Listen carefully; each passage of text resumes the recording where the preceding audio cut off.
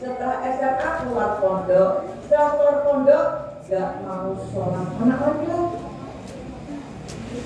Nah kan tadi ada ibu yang harus beberapa ibu, mohon doanya untuk anak saya yang laki nggak mau sholat. Problem ini Bapak Ibu, kalau sampai anak laki-laki yang sudah menjadi suami disuruh sholat, diajak sholat istrinya, dia marah, siapa yang salah? Orang tua. Bagaimana dulu? Karena ternyata kalau saya tanya ibu-ibu nyuruh anak sholat berapa susah? Oh, susah. Ya enggak Bu?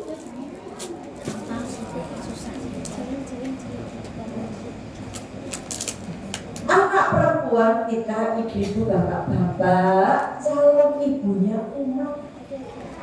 Dari rahim anak perempuan kita akan lahir mujahid atau mujahidah, bahkan akan lahir seorang ulama besar. Lah kalau anak perempuan kita hanya sibuk skincare, saya 4 bulan yang lalu ngisi pengajian sekolah Islam di Surabaya. Anak kelas 6 SD sama gurunya yang putih, wajahnya glowing sing kelas 6 SD. Kalau anak perempuan kita hanya sibuk skincare, sibuk rebonding, semua keriting, sementara tidak sibuk membekali diri dengan agama. Lalu bagaimana nanti dia mau mendidik anaknya? Padahal di dalam Islam itu luar biasa. Ketika seorang itu meninggal, terputuslah amalnya kecuali 3 perkara. Salah satunya apa? Anak soleh yang mendoakan. Nah kalau anak kita yang laki-laki, bukan lagi aku anak soleh rajin sholat rajin ngaji, tapi aku anak salah, tidak sholat, tidak ngaji, SMS-an, game online-an. Bahkan tadi ada ibu ya yang menangis karena anaknya terlibat judi online. Terus besok anak perempuan kita sibuk dengan seperti itu, seperti yang saya sebutkan tadi. Terus besok kalau kita meninggal, mohon direnungkan, anak kita anak soleh apa anak saleh? Saya tidak butuh jawaban. Kalau saya jelas bahwa itu ujian saya. Sampai sekarang saya masih nangis sama Allah. Karena apa? Karena anak kandung saya dari pernikahan yang pertama, pernikahan saya pertama, sampai sekarang belum dapat hidayah. Sebagaimana ibu saya mendidik saya Kristen dengan taat, begitu juga saya mendidik anak saya Kristen dengan taat sejak kecil. Sehingga kalau bukan karena hidayah Allah, tidak mungkin anak saya masuk Islam. Benar penjelasan yang Islam ini, dia diberi amanah anak-anak sudah Islam. Kalau pengajian mereka main HP. Yang Islam ini kita main gojek sendiri. Jangan menganggap anak-anak kita bodoh. Anak kita tuh pinter. Buktinya apa? Penjaringan sama putranya nganggo HP tak pinter putranya. Dia apa betul? Kalau masalah HP penjaringan putranya lebih pinter, kenapa tidak diduno? Yang pengajian orang bulanan HP.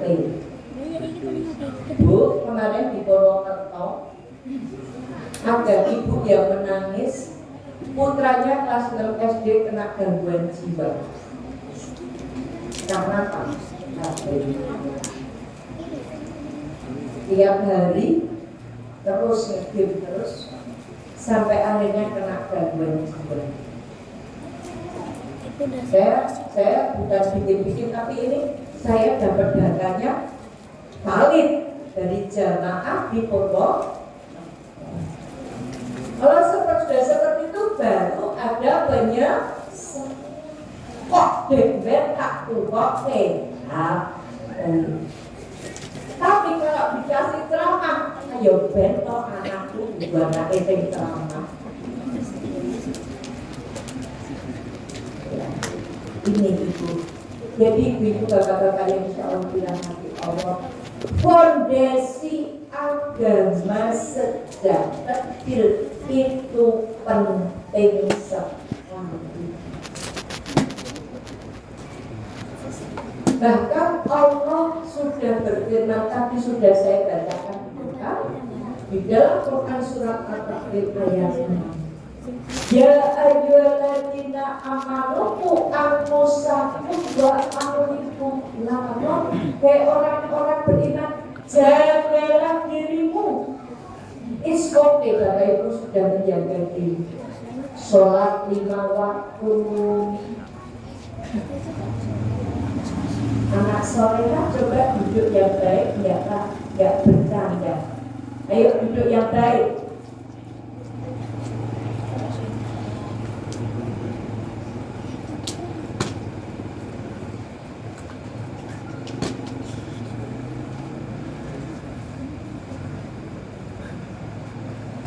Bapak Ibu sudah menjaga diri, sholat 5 waktu, sholat sunnah, puasa, tilawah, thalabil ilmi, sedekah. Sudah menjaga diri. Lalu tugas menjaga keluarga. Ini loh. Kalau makon anak sholat kamera, tugasnya menjaga dari api neraka, bukan dari tabrakan sepeda motor, bukan. Dari api neraka enggak main-main.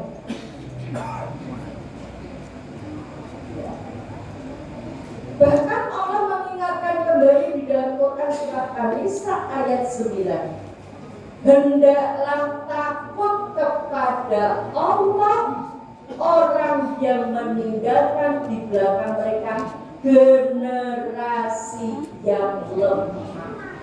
Lemah apa? Lemah akidahnya. Lemah apa? Lemah akhlaknya. Lemah apa? Lemah fisiknya. Lemah apa? Lemah keterampilannya. Takutnya kepada Allah. Terutama meninggalkan generasi yang lemah akhlak dan akidah. Saya Bapak Ibu umur 7 tahun 8 tahun sudah dididik sama ibu saya untuk menginjil. Kalau hari Minggu ibu saya bilang, ibu neng gereja kowe sekolah minggu. Ibu neng gereja kowe sekolah minggu. Artinya apa? Sejak kecil sudah dididik menomorsatukan Tuhan dan mengutamakan ibadah. Ada ayatnya. Kalau ada saya nggak masuk Islam. Setelah saya masuk Islam dan mempelajari Islam, yang punya ayatnya ternyata orang Islam. Dan itu salah satu doa iftitah kita. Quran surat Al-An'am ayat 162. Qul inna sholati wa nusuki wa mahyaya wa mamati lillahi rabbil alamin. Sesungguhnya sholatku, ibadahku, hidupku, matiku hanya untuk Allah.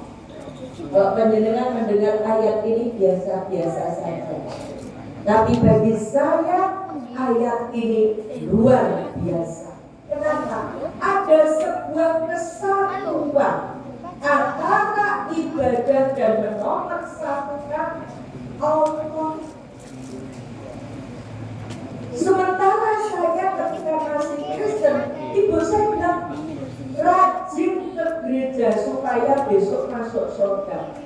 Umur 13 tahun saya mendalami Alkitab, saya tahu ayatnya, ada ayatnya, tapi bunyinya kuduskanlah hari Sabat. Sabat itu satu, bahasa kita ini Sabat, basa Jawa ne setu, bahasa Indonesianya satu. Nah kok saya ke gereja Minggu, Tuhan nyuruh satu, saya ke gereja Minggu. Ternyata dari Sabtu menjadi Minggu itu perintahnya Kaisar Konstantin tahun 325 Masehi. Berarti kalau saya ke gereja hari Minggu, saya tidak taat Tuhan, saya ikut Kaisar Konstantin. Maka saya bisa masuk surga. Mulailah umur 13 tahun pencarian saya. Ibu saya ketika serduk negeri, serduk maca Alkitab, besok ibu suatu tidak ada ayatnya rajin baca Alkitab besok masuk surga. Yang punya ayatnya orang Islam. Surat pokok yang diturunkan pertama sama Allah. Surat Iqra. Surat apa bu? Surat apa bu? Allah, jangan surat Iqra. Jenengan lho, saya tidak ngajarin jenengan lho, mau ngelengke lho, ya pinter-pinter jenengan mau ngelare dicek jenengan. Surat Al-Alaq ayat 1 Iqra. Itu surat yang pertama yang diturunkan Allah. Bacalah, tidak sekedar membaca, tapi dengan menyebut nama Tuhanmu. Ada perintah membaca di dalam Islam. Hanya adalah membuati motor Quran sama nama. Tapi setelah ada HP Android, lagu membuati bukan motor Quran sama nama, motor WhatsApp sama itu saya penjenengan ya bisa.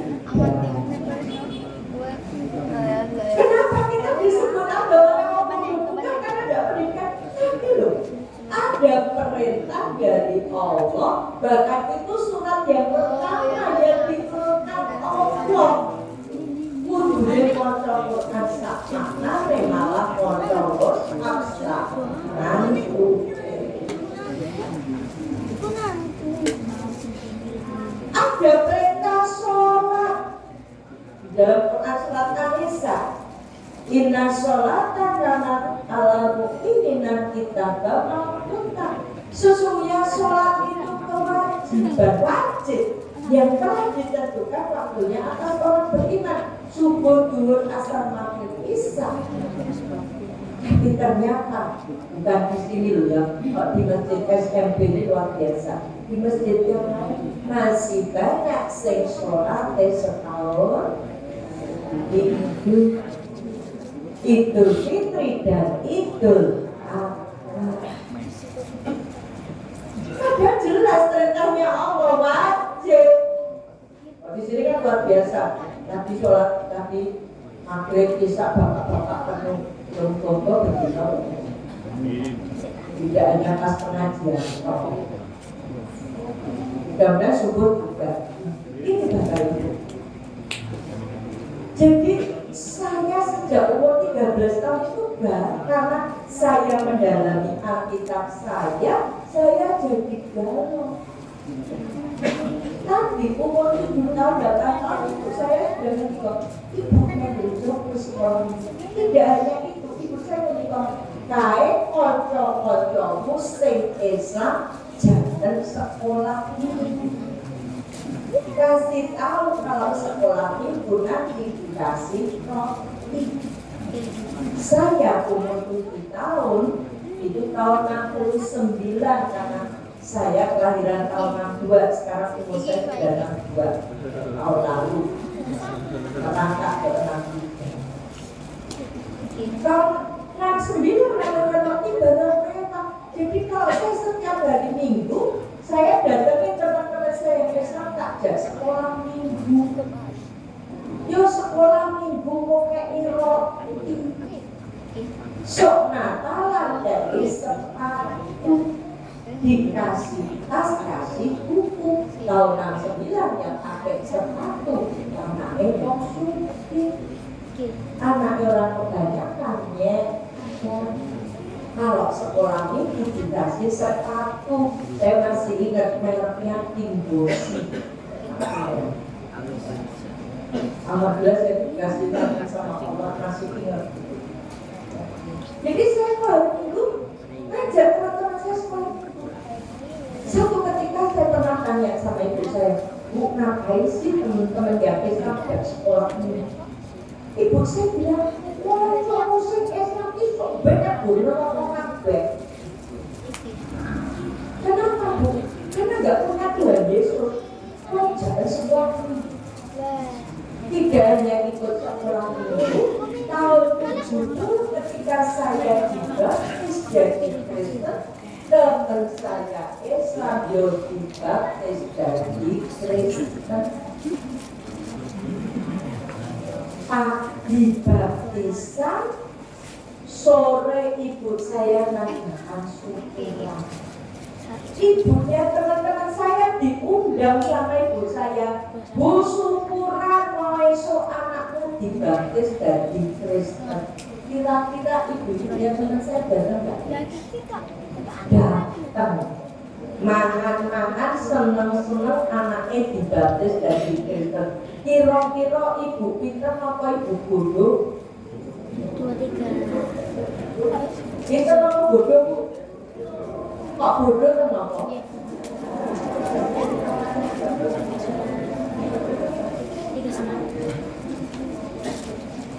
Anaknya dibaptis jadi Kristen. Lah kok ibunya malah syukuran mangan-mangan yang saya kata anakmu bahwa sakitnya di sini. Maka itu salah satu sebab kenapa saya kalau di masjid ada anak budek saya. Karena pas sakitnya di sini sampai sekarang. Kalau tidak, bagaimana ibu-ibunya teman saya nggak ada satupun yang protes kepada ibu saya. Padahal ibu saya itu dewe, Kristen dewe, liane Islam. Kok orang mau kok Islam sih yang ibu, kok buat kok baptis itu, nggak ada Bu. Termasuk bapak-bapak nggak ada bapak-bapak yang protes. Politik roke. Bayang. Sekarang kalau anaknya sampai dewasa Kristen, sampai mati di dalam kekristenan, apa info Allah di dalam Al-Quran surat Al-Baqarah? Innal ladzina kafaru min ahli kitabi wal musyrikina fi nari jahannam khalidina fiha ulaika hum syarrul bariyah. Sesungguhnya orang kafir dan orang musyrik neraka jahanam tempatnya, mereka kekal di dalamnya dan mereka sesungguhnya malu. Anak itu ahli neraka, mbok mangan-mangan itu kira-kira mbok pinter apa mbok bodoh itu. Bodoh sithik apa bodoh kata? Bodoh kata itu bosone ono gini apa? Bodoh kan itu bosone ono gini apa?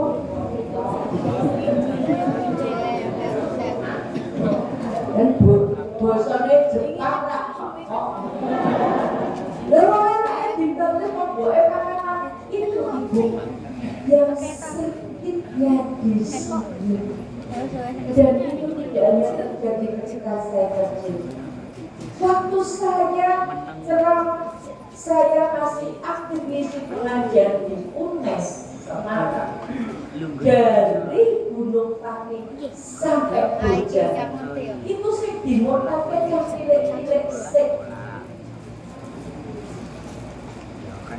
Ketika kadang juga mau dibaptis, suruh merayu mau kemarin dan mau kemarin gue belum dibaptis.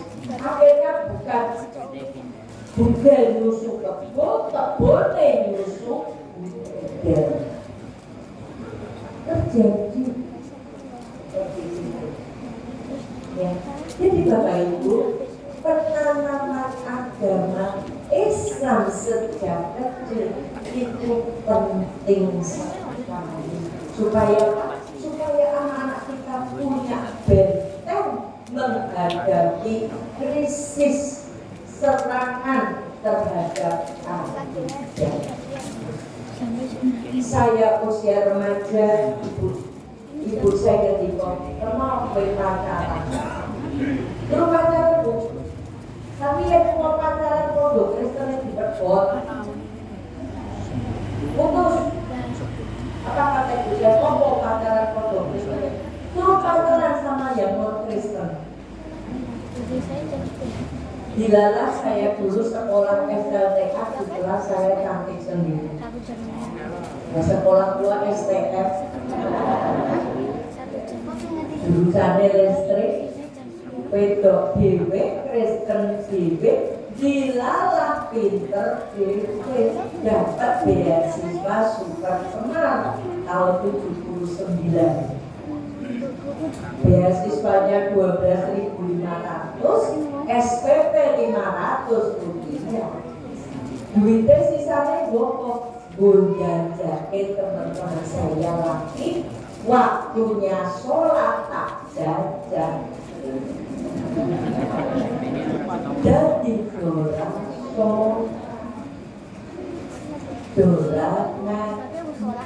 Tujuannya untuk hidayah yang orang dari setan pedok. Usia menikah Bapak Ibu, saya menikah sama ketua pengajian loh Pak yang saya murtadkan. Kemarin waktu saya ngisi pengajian di Purwokerto, di Patik Raja, ada teman yang beliau saksi hidup dari saya masih Kristen, bagaimana sepak terjang saya dan dia kos di tempat ketua pengajian yang saya murtadkan. Ada saksi? Mau datang lima saya memurtadkan ketua pengajian. Orang bayangkan, itu adik saya yang pendeta, targetnya anak-anak muda Islam. Saya sendiri umur 7 tahun sudah bisa mempengaruhi teman-teman saya Islam. Adik saya yang kecil tadinya menginjili di Madura, beberapa tahun ini pulang ke Solo dan targetnya anak-anak seperti anak-anak PPA itu Pak Bu, anak-anak kecil. Ibu saya sendiri di Lombok umurnya sudah 80 tahun masih aktif mengundi sejak tahun 70 sampai sekarang dan sudah memurtadkan tokoh agama Islam di kampungnya. Baru satu. Artinya apa? Sebagai seorang muslim, kalau orang memberi pernyataan aku satu buat kaki itu betul-betul harus kita praktek. Pertanyaannya kenapa saya yang tadinya Kristen masuk Islam? Karena saya ingin masuk surga. Dan setelah saya pelajari Alkitab saya, kalau saya nggak mungkin masuk surga. Disuruh Tuhan setu, saya namanya Bido Minggu atau perintah Kaisar Konstantin. Tidak ada perintah membaca, saya membaca. Gak ada perintahnya Natalan, saya Natalan. Ya, dia kemarin Natalan. Hukum jekuret dulu. Ya, yang kemarin mengucapkan selamat Natal, ya. Selamat Natal itu selamat atas lahirnya Tuhan Yesus. Ketika kita mengucapkan selamat Natal berarti menselisih Quran surat Al-Ikhlas ayat 1. Katakanlah dialah Allah yang Maha Esa, berarti ada Allah, ada Tuhan Yesus. Menduakan Allah berarti musyrik. Dosa musyrik di dalam Quran surat An-Nisa ayat 48. Kalau sampai mati tidak mau tidak diampuni sama Allah. Quran surat Al-Baqarah ayat orang musyrik neraka jahanam. Kenapa ancaman Allah begitu berat? Karena yang diduakan Allah diduakan tidak. Saya ketika saya masih Kristen, saya belajar di betul. Gak ada perintah beragama Kristen, gak ada perintah beragama Katolik. Mulailah umur 13 tahun saya mencari kebenaran, mencari dan mencari. Agama apa yang bisa menghantarkan masuk surga? Gak ada yang mendaftar saya. Justru teman saya yang lagi ke masjid, jadi gak ke masjid. Tak jak mangan iwak babi dulu, tak jak mangan iwak asu. Mantap. Hapusi ada dan sehingga yang kenapa sampai seperti itu? Kata kuncinya karena yang Islam iso moto Al-Quran tapi tidak mau memahami Al-Quran itu bukan nasbah. Tidak hanya bisa membaca tapi paham apa yang dibaca. Saya mencari di puncak kegalauan saya Kristen sudah pernah tidak, Kristen enggak, Katolik enggak, Hindu enggak, dilalah saya juga punya mata Hindu, jadi saya berada di Hindu. Kristen enggak, Katolik enggak, Hindu enggak, Islam enggak. Nah, di puncak kegalauan saya ketemu buku Kristen. Aneh tapi nyata di toko buku Kristen justru saya ketemu buku Islam. Judulnya Akhlak Kristen. Kalau dari kecil saya dibelos, cuci otak saya bahwa Islam itu agamanya orang bodoh. Setelah saya membaca buku ini, ternyata agama Islam itu agamanya orang pintar yang mau mempelajari Al-Quran. Kenapa dikatakan bodoh? Ya karena Qurannya ditinggal. Pada seluruh kehidupan ini ada di dalam Al-Quran. Kenapa dikatakan bodoh? Lalu komentar Islam salah tahu. Tak percaya. Anak-anak itu sejak saya kecil sampai saya tua istiqomah bungkusnya makan. Ngaku wanita soleh nganggo jilbabe mau layak rong pengaji. Wes ngono ayate julurkan jilbabe ke dadamu. Nurut kalau ada yang mendapatkan ayat tarik nomor jilbabmu neng bumi. Kalau saya dikasih tahu. Wah, berjago. Betul kalinya hanya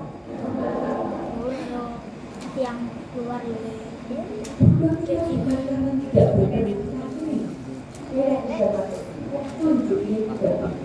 Nah, setelah saya baca buku ini berkali-kali dan saya diskusi dengan seorang ustazah, saya tanya, ustazah, saya sudah mencari perintah beragama Kristen di Alkitab sejak umur 13 tahun.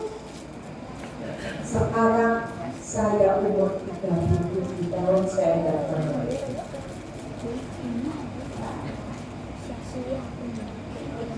Bisa nggak menunjukkan perintah beragama Islam? Kalau bisa, saya mau masuk Islam. Ditunjukkan surat Ali Imran ayat 19. Inna dina indallahil Islam.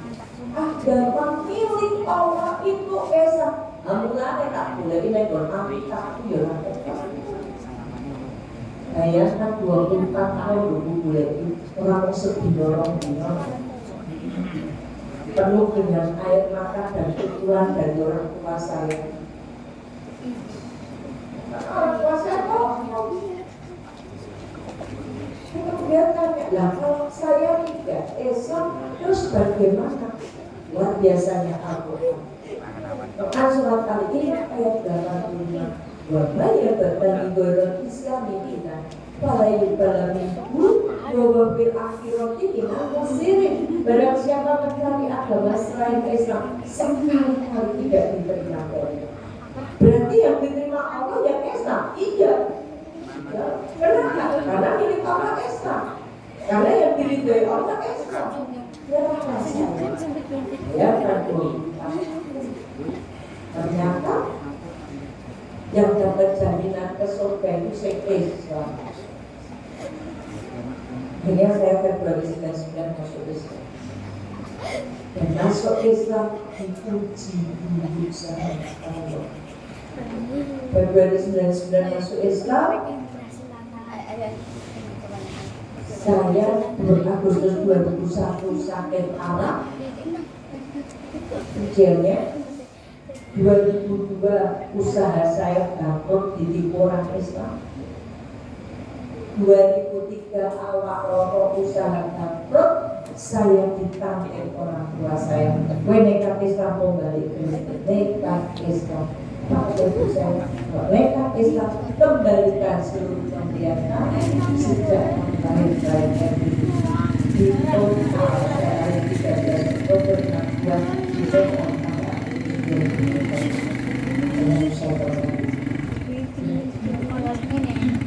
Ya, apa yang bisa dilakukan? Ada.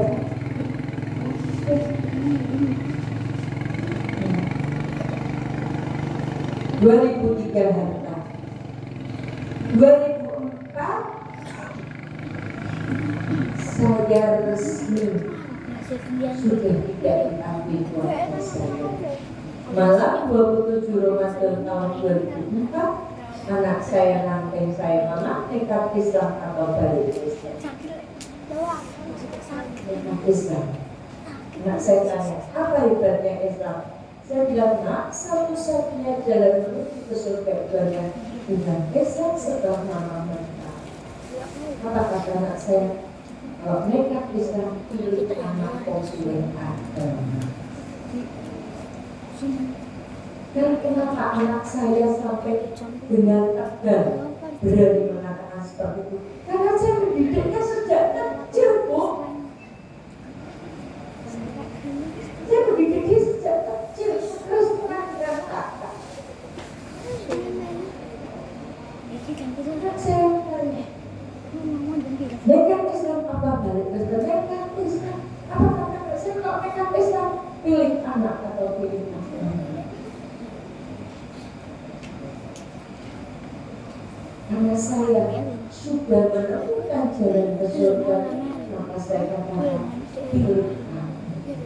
Apa kata kakak saya? Pilih agama, mulai lampu di antara kita sudah tidak ada. Kamu bilang itu dan aku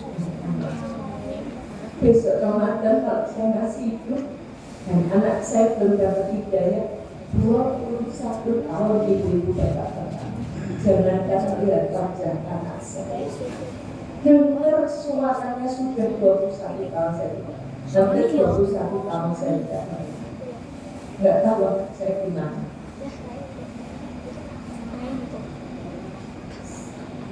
HP nomor tidak bisa saya.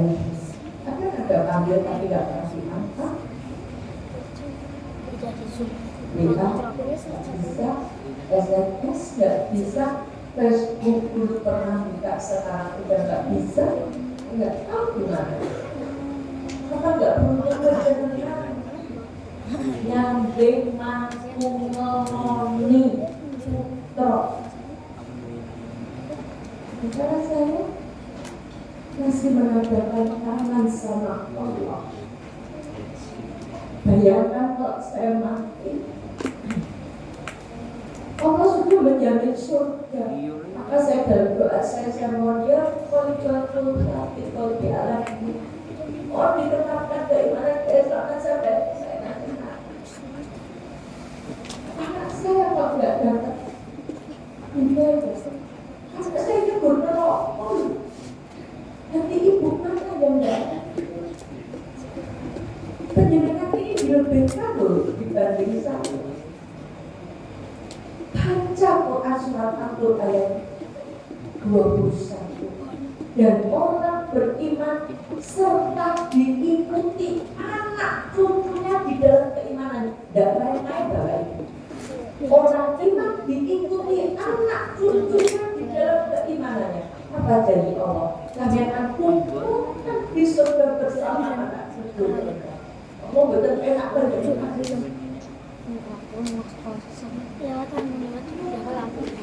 Penjenengan akan surabaya kamera. Ada di janji Allah reuni di surga bersama anak. Yang berat orang iman diikuti anak cucu. Tidak hanya anak saya, diikuti keluarga besar saya.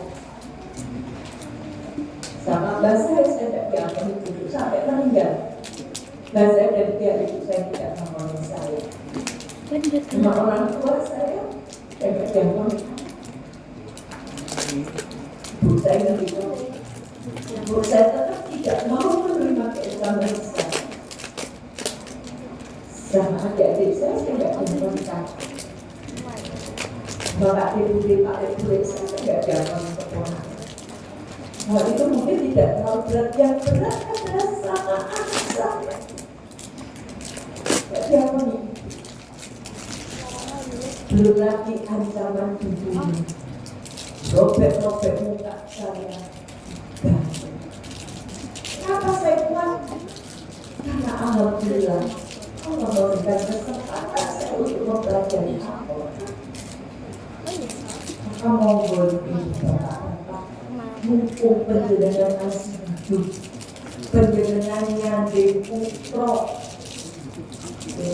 jangan sampai penyesalan datangnya belakangan ketika putra penjenengan sholat belum ngaji belum tuh ibu di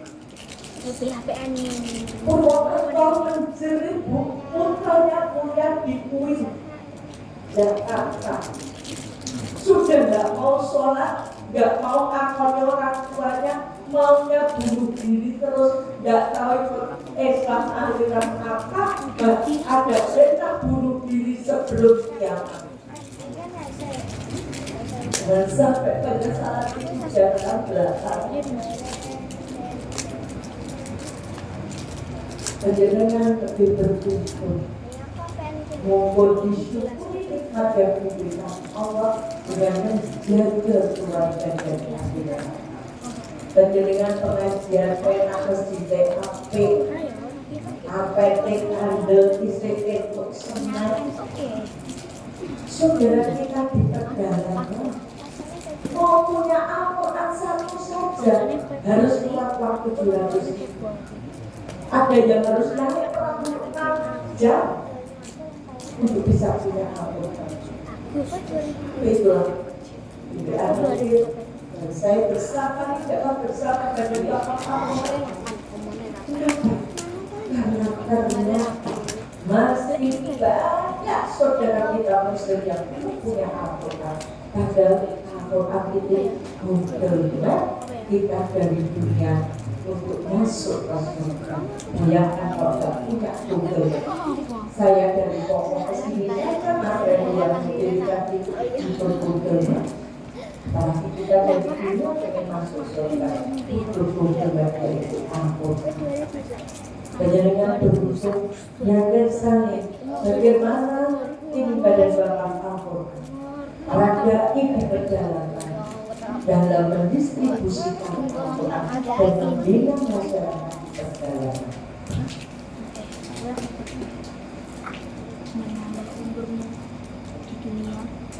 misalnya itu 9 tahun terus ke 10 tahun nah itu kalau di dunia kan memang ada kalau di akhirat menurut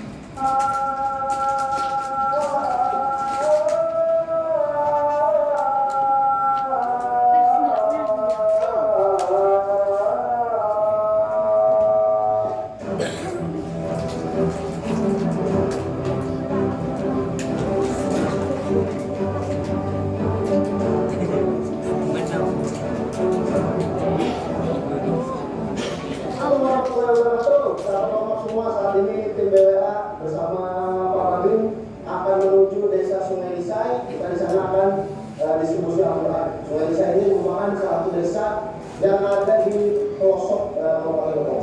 Jadi terus perjalanan tim BWA untuk membagikan Al-Quran ke seluruh pelosok Indonesia.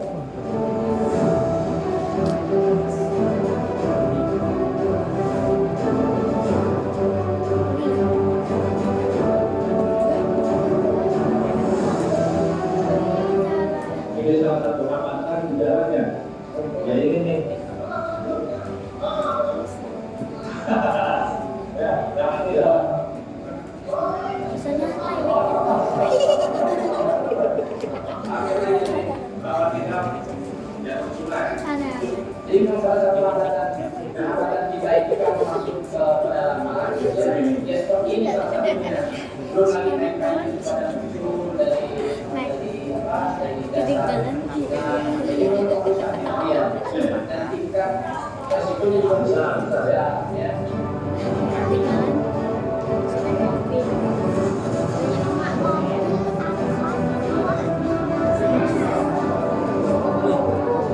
ya jika lo mau Bahwasanya mereka harus mengeluarkan biaya sebesar Rp700.000 untuk mendapatkan Al-Quran. Kita lihat kondisinya memang memprihatinkan.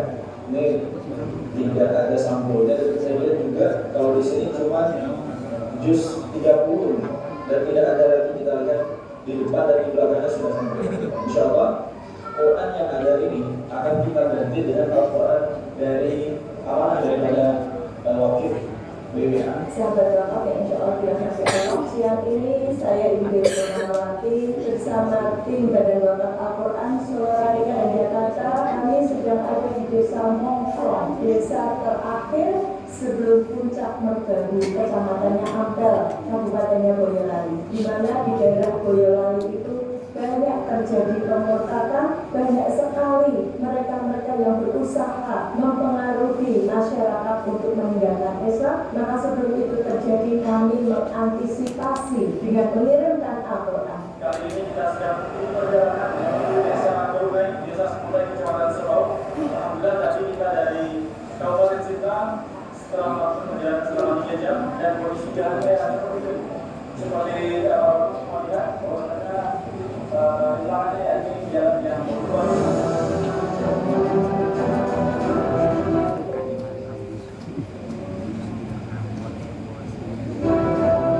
oleh orang-orang yang alhamdulillah 17 orang dan di mana kita akan masuk ke bagian di sana. Yakni yang pertama adalah bagian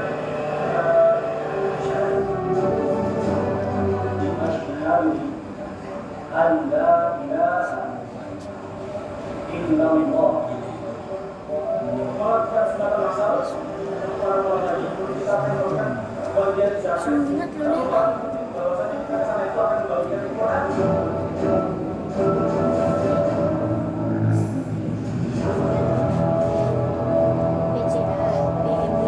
Ya, Bapak Ibu sudah bersani bagaimana saudara kita di pedalaman membutuhkan Al-Quran.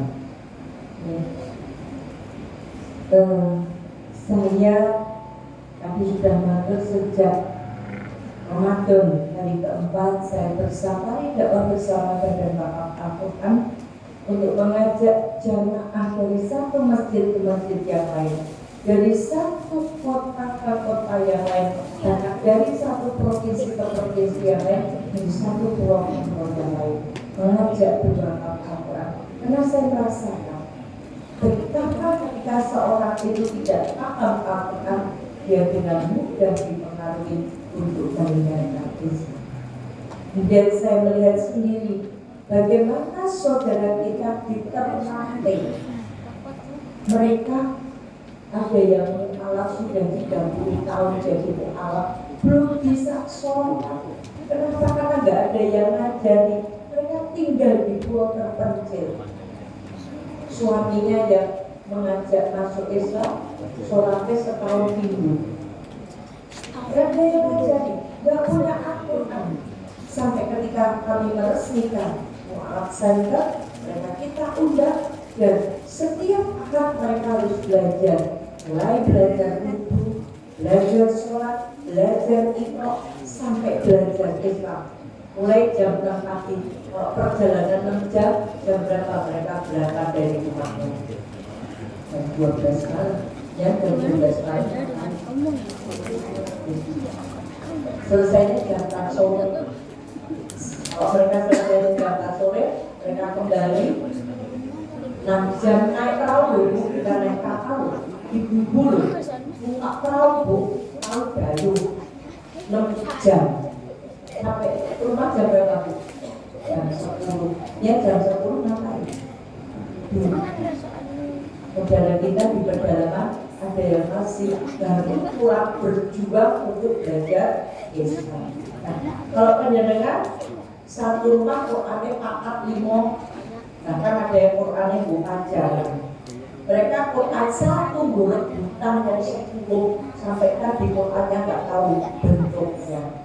Terus sebab itu malam hari ini saya mengajak panjenengan untuk terus berbagi dengan saudara kita di pedalaman dengan cara berwakaf Al-Quran. Satu Al-Quran nilainya 150.000. 150.000 bukan biaya, bukan harga Al-Qurannya, tapi biaya pengadaan Al-Quran, pengiriman, pendistribusian dan membantu kehidupan para gadis di pedalaman.